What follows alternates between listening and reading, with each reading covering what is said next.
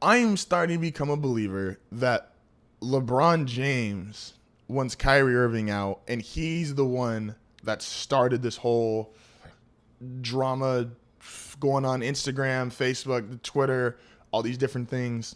Because LeBron has shown one thing above all else. As great as a player he is, as great as an ambassador he is, as great as a role model as he has been for the league, he has shown that he is one of the more socially aware of not just things going on in his community, not just things going on in the world, but extremely socially and self-aware of what's going on with him.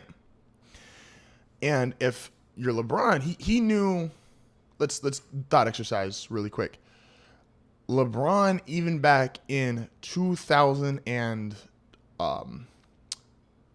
when he went to Miami, LeBron knew even back then, hey, I see how all these guys are getting judged. I see how they look at Jordan. I see how they look at Bird, how they look at Johnson, and then how they look at a Karl Malone, a John Stockton, a Charles Barkley. I'm too good to be in the same conversation with John Stockton, Karl Malone, and Charles Barkley. I'm trying to be in the Magic, Bird, MJ conversation. So to do that, I'm going to need titles. And I realize, and he figured this out before a lot of people did, because he knows to the victor goes the spoils, and history will always be revised for winners. They will never sit there and say that the narrative was when he first went there, oh, he's taking the cheap way out. He's taking the easy way out. He's going to go play with other superstars. Oh, Jordan never did that. Magic never did that. Bird never did that. Yada, yada. 4 or 5 years later, no one seems to care about that. He's just LeBron James, 3 times NBA champion. And that's smart on his part. He figured that out far before any of us did. And part of that is the way he's been able to funnel feed, and he's been able to send his message and direct what he wants, how he wants people to think of him. So if you're LeBron James, why wouldn't you want Kyrie Irving out? Think about this. If you take LeBron, Kyrie, and Kevin Love and the Cavaliers, the way they're constructed, you have to switch around a few players because they lost a couple guys to free agency, and James Jones, who really wasn't playing much, he's now in the Suns front office. Is that team good enough to beat the Warriors next year? What if LeBron comes? What if, say LeBron signs another 2-year deal in Cleveland? Does that team beat the Warriors the following year, the year after? No. And if you're LeBron, I made the same point with Kyrie. If you're LeBron or Kyrie, why would you keep wanting to run face first into a wall that you just know that wall's not going to break? But if you're LeBron, kind of similar to the points I made about Kyrie, if you don't have that other star, well, what's the narrative? Oh, he just doesn't have enough help. It's 1 versus 4, right? If Kyrie, because I think it's pretty much a consensus. If Kyrie's not there, most people consider LeBron good enough to get to the finals even without Kyrie Irving. But nobody in their right mind, or probably nobody even in their wrong mind, thinks that the Cavs are good enough to do it without Kyrie Irving in the finals. Like, I think most people think if they get to the finals without him, they're getting swept, and probably every game is by 30 points. But then you become the sympathetic hero. Man, Kyrie left him. You know, he had a chance. They had won 1 out of 3 and had a chance to go back and maybe split and go 2-2 versus the Warriors and change his legacy. But Kyrie left on him, and, you know, you just can't expect one man to beat 4, what most people would consider future Hall of Famers. I don't personally, but that's a different story. The narrative of LeBron completely changes. And he's always been one step ahead in terms of controlling his narrative and changing how people think about him. Funnel feeding.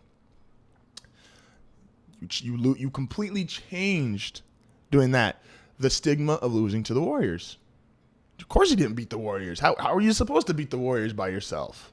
It's like, when did Jordan lose? Oh, Jordan lost to the Celtics early in his career. Of course he lost to the Celtics. They had 3 Hall of Famers. Wow. Do you see the parallels here? Also, if you're one of those people, and I consider myself excuse me, a believer in this theory that LeBron is going to transition into either coaching or trying to become a general manager or trying to become an owner. So let's take the coaching perspective.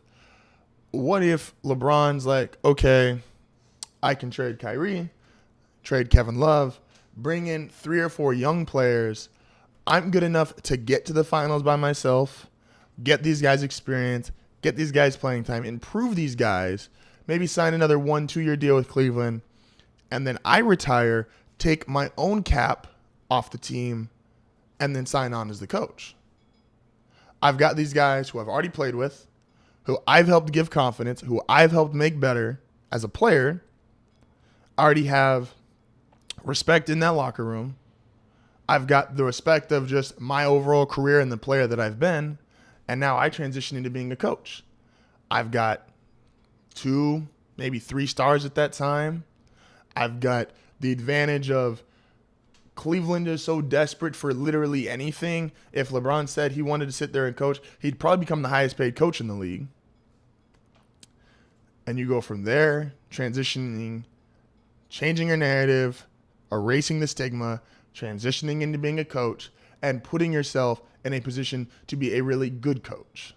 Because the thing with all rookie coaches is normally most get put in a situation where it's a crappy team the year before and they're joining a crappy team.